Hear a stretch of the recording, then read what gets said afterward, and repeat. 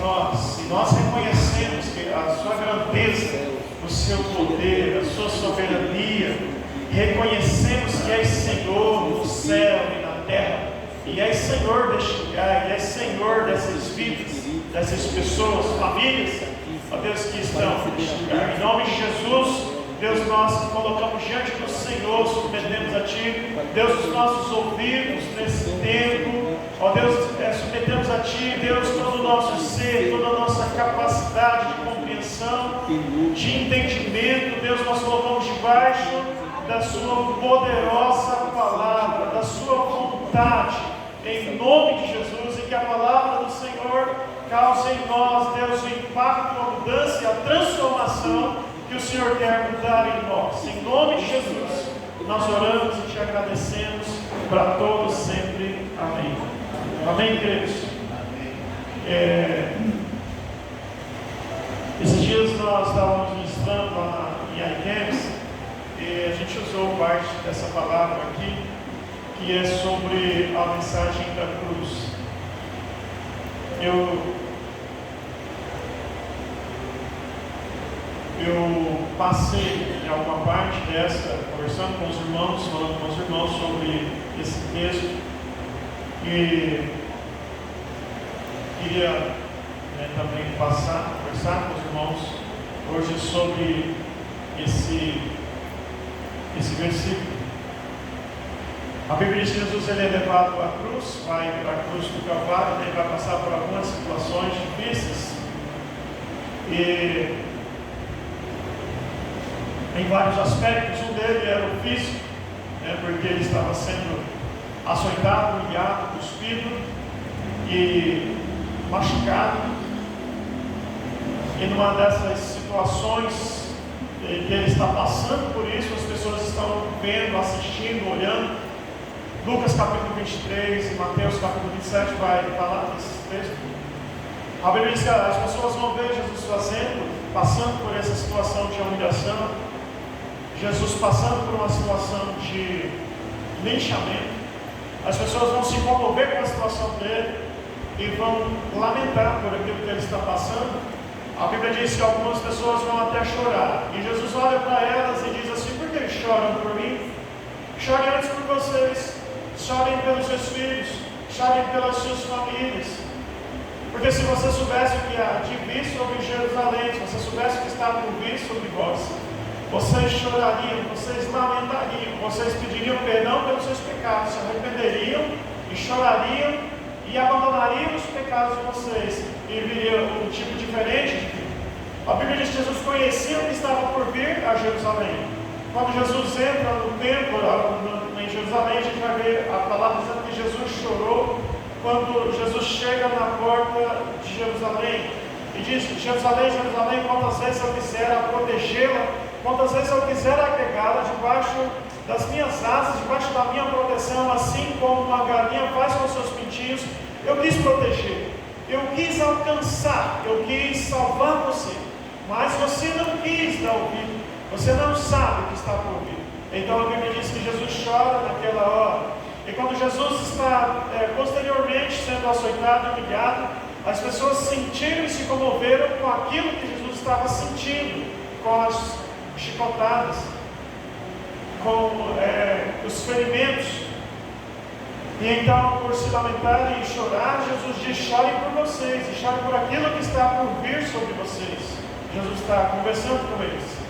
O que Jesus está dizendo é importante se interessar pela pessoa de Jesus e olhar para o sacrifício de Jesus e não apenas se comover. A ideia da mensagem da cruz não é que as pessoas fiquem comovidas com o que Jesus passou, com uma coroa de espinho, e quando teve sede, dando-lhe vinagre para tomar, e dando uma lança transpassada em si. A questão não é se comover com a palavra da cruz. A ideia principal de Jesus, que Jesus está falando para essas pessoas que estão chorando vendo o sofrimento de Jesus, não adianta se maravilhar ou se lamentar, não adianta se emocionar e não aplicar a palavra ao coração, e não ter uma mudança de vida, e não ter uma mudança de hábito, não ter uma transformação na vida diária. É isso que Jesus está dizendo para aquelas irmãs ou para aqueles irmãos, para aquelas pessoas que estavam ali, naquele lugar, naquela hora. Porque isso não estava mudando a vida daquelas pessoas. O fato de Jesus ir para a cruz só vai mudar a vida daquelas pessoas e das pessoas de hoje se elas entenderem o propósito, se elas tiverem uma consciência, se elas tiverem uma percepção no reino espiritual, no mundo espiritual, o que significa a cruz, o que significa o madeiro e o que significa a ação de Jesus ali. E a ação de Jesus ali, o que Jesus estava dizendo é: Pai, perdoa porque eles não sabem o que fazem. Ó Senhor, eles não sabem, perdoa eles. E alguns deles vão dizer, quando Pilatos vai dizer: Messias, nós não sabemos, eu não sei que pecado esse homem tem, porque devo condená-lo, porque devo julgá-lo e condená-lo como culpado. E eles vão dizer, Pilatos vai dizer: pegue ele, faça o que vocês quiserem. E aqueles judeus que estão ali, os sacerdotes, os principais sacerdotes, vão dizer: que caia sobre nós a culpa do sangue dele, que venha sobre nós. Enquanto Jesus está dizendo perdoa porque não sabe o que faz, eles estão dizendo assim: não, que caia sobre nós. Deus falou: não precisamos disso, não precisamos de perdão. A palavra de Deus, o Senhor está falando sobre a situação da cruz, tudo que estava acontecendo, e ele vai para a cruz, e a Bíblia diz que ele vai para a cruz, ali para o local da cruz, do Gólgota, um local chamado Caveira, e ele é crucificado. E por volta do meio-dia, a Bíblia diz que houve escuridão na terra, até por volta das 3 horas da tarde. Em média de 3 horas da tarde, a Bíblia diz que houve grande escuridão na terra.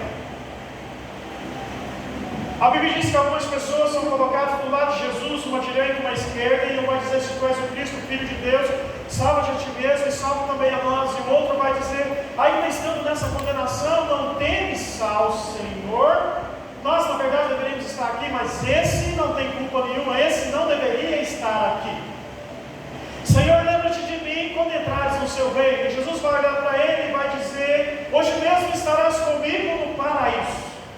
E esse é o propósito da cruz, é entender que nós temos a possibilidade de ser salvo por meio da graça e misericórdia daquele que não teve nenhum pecado, nenhuma falha, e que na condição de Deus esvaziou-se, humilhou-se, assumindo forma de servo, e indo em uma cruz. E ali na cruz ainda diz: Pai, perdoa esses porque não sabem o que fazem. E ainda aqueles que no momento, no seu último expirar de vida, último segundo, instante de morte, ainda diz para o Pai: Pai, para Jesus, lembra-te de mim quando entrares no reino. Ele vai dizer: estarás comigo no paraíso. É uma certeza e uma garantia que Ele dá, se você reconhecer quem Ele é. Em quarto lugar, o tempo, o momento. E esse é o tempo oportuno e propício para reconhecer: Jesus Cristo é Senhor.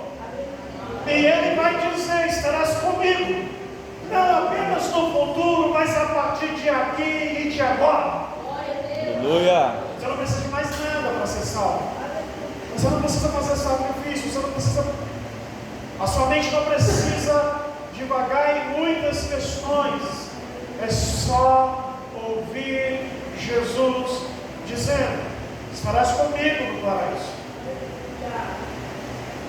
Você vai entender que Ele tem o poder de salvar, de libertar, de restaurar. Amém, querido? Aleluia. Amém.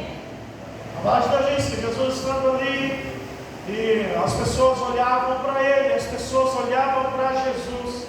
Diz o livro de Isaías 53 que ninguém queria estar com Ele, que Ele tinha uma aparência que não era muito boa, a aparência de alguém que era sofrido e experimentado no sofrimento, algum de quem as pessoas passavam por Ele, meneavam a cabeça e faziam de conta que não estava vendo, algum de quem as pessoas passavam por Ele e não fazia caso algum de que Ele estivessem ali. Naquele momento Jesus estava sendo rejeitado, desprezado. É como se alguém está indo no caminho e vem alguém de frente, ele corta o caminho para não passar perto daquela pessoa. Isso que fizeram com Jesus. E quando ele estava com sede, a Bíblia diz que trouxeram vinagre para ele. E quando o tempo passa, a Bíblia diz que por volta das 3 horas da tarde é lançada uma lança que traspassa ele, e naquela hora ele entrega, ele expira e diz ao Pai: Pai, nas tuas mãos eu entrego o meu espírito. Ele vai dizer para o Pai: Pai, está consumado, está feito. Foi algo que ele está dizendo. A Bíblia diz que naquela hora de grande escuridão, houve um terremoto na terra. A Bíblia diz que as rochas se fenderam. A Bíblia diz que o véu do templo, que era muito largo, dizem que tinha por volta talvez até de 10 centímetros. Naquela hora em que Jesus expirou, a hora que Jesus está consumado, o véu do templo se rasgou de alto a baixo. Houve um terremoto, escuridão. E a Bíblia diz que o centurião que estava ali a prender Jesus, a açoitar Jesus, uma grande autoridade dos romanos, centurião significa aquele que é chefe de 100 soldados, ele diz: verdadeiramente esse é filho de Deus, porque tais coisas não poderiam ter acontecido se não fosse filho de Deus. Ele reconhece que ele é o filho de Deus. Amém, querido? Amém. Mas eu quero chamar a sua atenção para esse texto que está aqui em Mateus capítulo 27, verso 46, onde ele diz: por volta das 3 da tarde, Mateus diz: exclamou Jesus em alta voz, ali na cruz, e diz: Eli, Eli, lama sabachthani, que quer dizer: Deus meu, por que me desamparaste? A Bíblia diz que antes de Jesus ir para a cruz, ele tinha passado pelos Getsemane, e lá no Getsemane a Bíblia diz que ele ora ao Pai, ele clama ao Pai e diz: Pai, se possível passe de mim esse cálice. E o que ele estava dizendo? Ele estava olhando e sabia que o que estava por vir, densas trevas, de escuridão, ele sabia que estava por vir um momento de tortura, de sofrimento, de linchamento, mas que a maior dor que ele sentia não era o fato de ter a sua carne dilacerada por chicote que tinha ponta de ossos e que cortava lascas no seu corpo. A maior dor que ele sentia, ele sabia que não era a coroa de espinho que seria colocada, e também não seria a lança que transpassaria o seu corpo, mas a maior dor que estava por vir era o pecado que estaria sobre ele e o distanciamento e a separação entre ele e Deus. E ele sabia que naquela hora em que ele precisasse, que ele queria conversar com Deus, não haveria a possibilidade, porque Deus não estaria ali, porque Deus não suporta o pecado humano. Deus suporta o pecador, Deus suporta o ser humano, mas Deus não suporta o pecado. A Bíblia diz que sobre ele estava o castigo, que sobre ele estava toda a maldição, todo o pecado da humanidade foi lançado sobre ele. E como Jesus está desde o princípio com o Pai, onde o Pai está criando o universo, está criando a terra, está criando o ser humano e dizendo: façamos o homem, e Jesus está ali o tempo todo. Mas na cruz, Jesus sabia que aquele seria um momento único e diferente de todos os demais, o tempo e o momento atípico, onde o Pai não estaria com ele, onde ele e o Pai estariam separados por causa do pecado. E Jesus não tinha pecado, mas o pecado da humanidade estava sobre ele. Ele tomou sobre si o castigo que nos traz a paz. Ele tomou sobre si o castigo cruel que leva a humanidade para o inferno, e tomou sobre ele e assumiu a cadeira de réu, que é a minha e sua. E diz o livro de Colossenses capítulo 2, que todo escrito de dívida ele rasgou, cravando na cruz do Calvário, e diz: está pago, e ninguém pode acusar você. Aleluia. Porque na cruz você é justificado. Uma vez que você o reconhece, uma vez que você percebe, entende, tem consciência do que Jesus fez por você, por sua casa, pela sua família. A Bíblia diz assim, Paulo diz aos Colossenses, diz que Jesus, triunfando de todo principado, dissipado de toda malignidade, resgatando você e pagando todo o escrito que era contra ti. A Bíblia, a palavra de Deus, diz que naquela hora Jesus está dizendo bem assim: Pai, se possível, passa de mim esse cálice. Como vou viver separado de ti? Como poderia um peixe respirar fora d'água? Seria a mesma coisa que Jesus, o Filho, está separado do Pai, não há possibilidade. Sentiria a falta, sentiria a ausência. Todavia, seja feita a sua vontade, ó Pai. E a Bíblia diz que Jesus vai para a cruz, faz o que tem que ser feito e diz: está consumado. Ali naquela cruz, naquele momento, Jesus está tomando esse castigo que nos traz a paz. E o verso 53, capítulo 53, verso 3, de Isaías diz assim: ele era desprezado, o mais indigno entre os homens. Está falando de Jesus, lá no livro de Isaías: homem de dores, experimentado no sofrimento, como um de quem os homens escondiam o rosto, era desprezado e não fizemos dele caso algum. Verdadeiramente ele tomou sobre si as nossas enfermidades e as dores, nossas dores levou sobre si. Contudo nós consideramos como aflito, ferido de Deus e oprimido. Amém? Amém. E o verso de número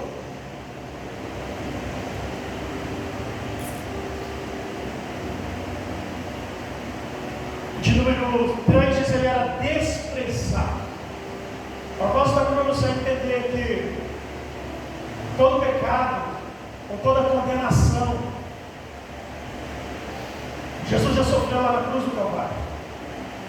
Todo sentimento de angústia, todo sentimento de desprezo, todo sentimento de rejeição, Jesus passou e experimentou lá na cruz do Calvário. Tudo aquilo que nós sentimos, já sentimos no passado, ou estamos sentindo, ou vamos sentir no futuro, Jesus já passou lá na cruz, ele sentiu lá na cruz, que é a dor da rejeição, que é a dor do desprezo. A Bíblia diz que passavam por ele e reprovavam Jesus, e meneavam a cabeça. Outros passavam e debochavam, e outros passavam e desprezavam. E quando nós estivermos passando por essa terra, quando estivermos nessa terra, nós poderemos passar por situação de sentimento de desprezo, ou de angústia, ou de tristeza. Jesus, no livro de Mateus capítulo 7, está dizendo assim: que o homem sabe construir sua casa sobre a rocha, o tolo constrói sobre a areia porque é mais fácil. Mas vem a chuva forte, vem o vendaval, e pode derrubar aquela casa fraca, e será a ruína daquele homem muito grande. Mas aquele que construiu sobre a rocha, a Bíblia diz que ele será bem sucedido, porque essa casa não desabará. O que Jesus está dizendo é que existe chuva forte, que existe dilúvio, que existe terremoto. O que Jesus está dizendo é que existem situações muito difíceis, e que talvez qualquer um de nós já passamos, ou pode ser que venhamos a passar. Jesus não está querendo meter medo na gente. Jesus não está ameaçando ninguém com esse texto, mas ele está dizendo assim: olha, pode ser que coisas ruins venham sobre essa terra, mas se a sua casa for construída sobre a rocha, você vai estar bem amparado. Essa rocha é Jesus. Você vai estar guardado, você vai estar protegido. Em meio a um terremoto, ou em meio a um dilúvio, em meio a um vento forte, em meio a situações de calamidade, de tristeza, em situações que possam afetar a saúde física ou emocional, em situações que possam afetar o casamento, em situações que possam afetar o relacionamento com os filhos, em situações que possam afetar o relacionamento social, em situações que possam afetar a sua confiança em Deus, ou a sua credibilidade nas Escrituras Sagradas. Qualquer coisa que vier para atingir a sua confiança, a sua fé, a sua convicção em Deus, você vai estar bem protegido, porque você construiu na rocha. Glória a Deus. Você construiu em Cristo. Cristo é a sua rocha. Cristo é o seu alicerce. Ele é a sua força. E diz no Salmo 127: se o Senhor não edificar a casa, em vão vigia a sentinela. Você pode colocar sua confiança no que você quiser ou em quem você quiser, mas o único que pode salvar você e ajudar você em situação de desespero, de desamparo, o único que pode ajudar você em situação de rejeição é Jesus. Porque Ele experimentou e passou por toda situação de sentimento de rejeição na cruz, dizendo: Pai, por que me desamparaste? Por que o Senhor me deixou só? Por que o Senhor me deixou só nessa cruz?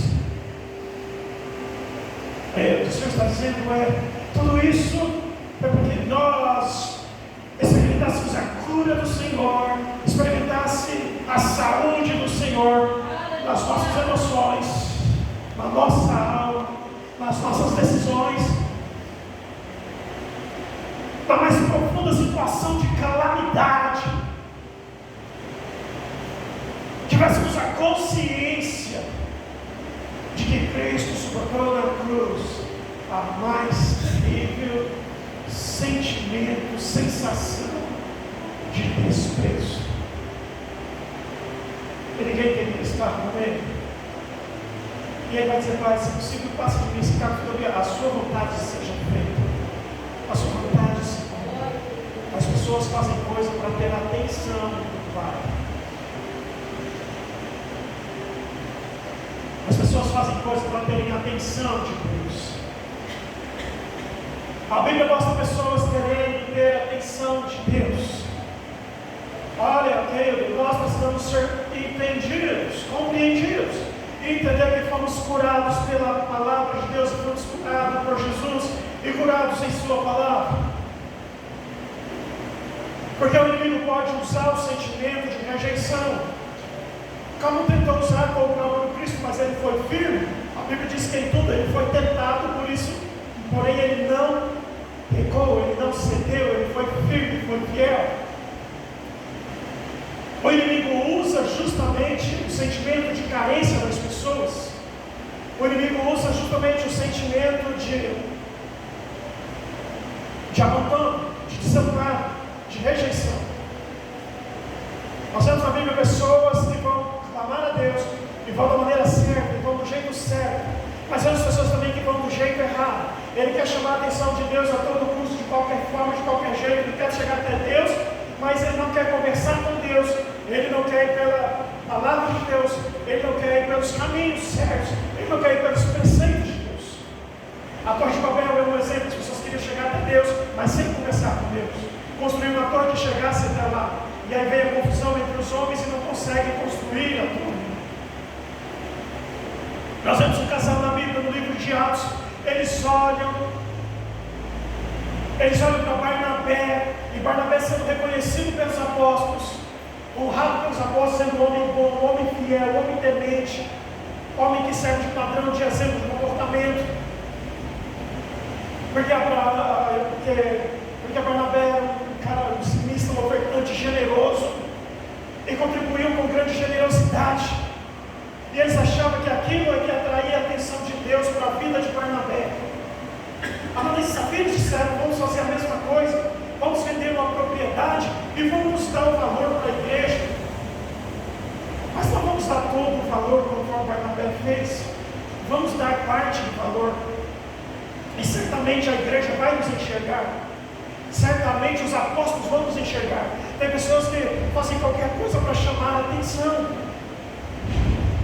Isso pode ser muito perigoso, muito perigoso. Veja isso.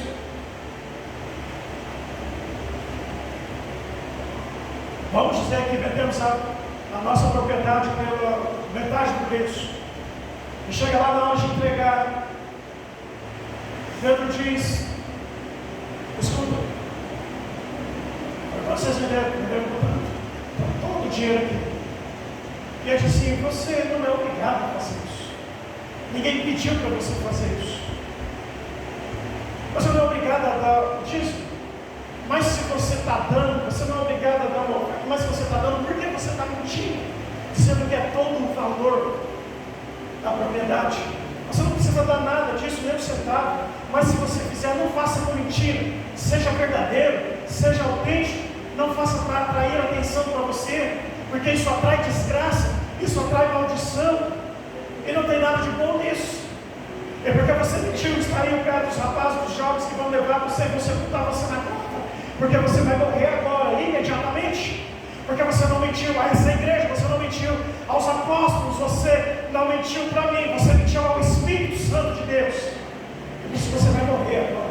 E ele morre, e leva o corpo dele para ser sepultado. Dali a pouco chega a esposa dele, sem saber sem saber que Ananias tinha acabado de morrer. Ele diz: olha, Pedro diz: e aí, vocês lidamos com tanto? Por que vocês combinaram de mentir ao Espírito Santo de Deus? Quando você mente para a igreja, você não está mentindo para a igreja, você não está mentindo para o apóstolo, você não está mentindo para o pastor, você está mentindo ao Espírito Santo de Deus. Você não é obrigado a fazer, mas se quiser, faça com verdade, seja sincero, seja verdadeiro. E assim vão levar os pés do seu marido, vão levar o seu, vão levar você também. Os pés daqueles que levaram o seu marido está aqui, vai levar você e vai levar esse também. Posso estar entendendo isso, queridos? Amém. Porque eles queriam a todo custo chamar a atenção. Pessoas que às vezes estão no anonimato, ou estão sentindo situação de desprezo, ele quer a todo custo chamar a atenção.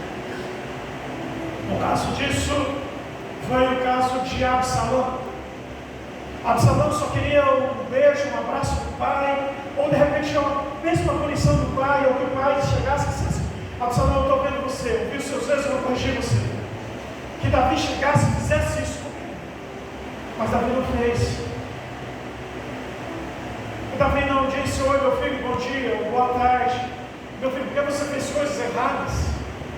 E ele vai fazer um monte de coisa para chamar a atenção do pai. Primeiro ele mata o próprio irmão, ele vai matar Amon. Depois ele vai ficar com as mulheres que são esposas do pai dele, do próprio pai. Depois ele vai tentar tomar o trono do pai, para chamar a atenção do pai. Tentando chamar a atenção a todo custo. Às vezes as pessoas fazem coisa muito errada. Coisas que não têm um pingo de dignidade e que é desaprovado por Deus. E por isso a Absalão também vai morrer. Sem a atenção devida do pai. Mas tem pessoas na Bíblia também que chamaram a atenção de Deus de maneira positiva. Pessoas que estão passando por uma situação e que pode clamar, e que não deve permanecer no sentimento e dizer: eu sou mesmo rejeitado, eu sou mesmo desprezado, eu sou mesmo abandonado, e eu nasci assim, eu vou morrer assim, vai se ensinar. Não.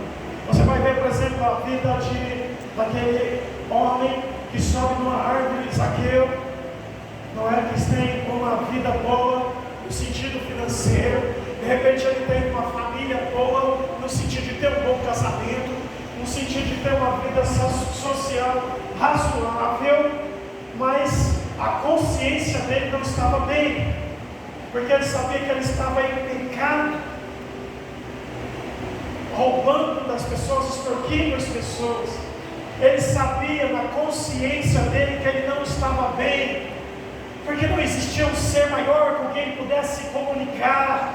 E apesar dele ter muito dinheiro, apesar dele ser muito rico, havia uma crise existencial dentro da vida dele. E ele ouviu falar de Jesus, e ele vai subir numa árvore para ver Jesus. E naquela hora a Bíblia diz que ele chama, ele atrai a atenção de Jesus. E Jesus vai dizer para ele: Zaqueu, vem depressa, porque hoje me convém pousar na sua casa. Amém, queridos? Amém. Eu não precisava ficar naquele sofrimento, naquela angústia. Vamos ver um homem cego de Bartimeu na porta de Jericó, e Jesus está entrando, e ele tinha ouvido falar que Jesus cura, que Jesus salva, que Jesus liberta. Ele tinha ouvido falar que Jesus tocava no cego, e o cego enxergava, e o surdo ouvia, e o mudo falava, e o morto ressuscitava. E quando ele fica sabendo, Jesus está vindo aí, e ele vai entrar em Jericó, a Bíblia diz que ele começava a clamar e dizer: Jesus, filho de Davi, tem compaixão de mim. Jesus, filho de Davi. Bíblia diz que Jesus vai olhar para ele, vai ter compaixão dele, ele vai ser curado. Amém, queridos? Amém. Amém, amados? Amém. O que Jesus quer é que nós tenhamos essa consciência, esse entendimento. Se clamarmos a Ele, seremos curados fisicamente, emocionalmente e espiritualmente. Seremos salvos se ouvirmos a voz dEle, se atentarmos para a palavra dEle. Seremos curados, seremos salvos. Seremos salvos. Aleluia. Deus diz que Jesus, Ele passou por essas questões para que nós não precisássemos passar. E creia, se você não passou por isso, pode ser que você passe em algum momento. E talvez você fale assim, Carlos, você veio de noite e está profetizando coisa ruim na minha vida. Não, foi Jesus que disse que chuva forte existe, que vendaval existe, que terremoto existe. Foi Jesus que disse, Mateus capítulo 7. E que nós precisamos estar preparados em uma casa bem alicerçada, ou seja, com a palavra de Deus. Se vier situação de angústia, se vier situação de tristeza, se vier sentimento ruim, lembre-se e olhe para a palavra de Deus, porque a palavra de Deus vai gerar cura em você, a palavra de Deus vai gerar alegria em você, a palavra de Deus vai gerar salvação em você. E qualquer sentimento de solidão vai ser preenchido pela presença do Espírito Santo de Deus. O Espírito Santo de Deus está aqui neste tempo. Aleluia. O Espírito Santo de Deus está aqui nesse lugar. Amém. Para nos curar, para nos restaurar. E talvez mesmo que você não sinta, e talvez mesmo que você não enxergue Ele pessoalmente, fisicamente. Quando você dorme, Ele está lá junto com você, no seu quarto, na sua casa. Quando você está aqui dentro da igreja, Ele está aqui também, junto com você. Aleluia. O inimigo, ele quer potencializar o sentimento de solidão, ele quer potencializar o sentimento de desprezo. Mas o que o Senhor diz é: eu sou contigo, eu sou o seu Deus, eu sou o seu Salvador.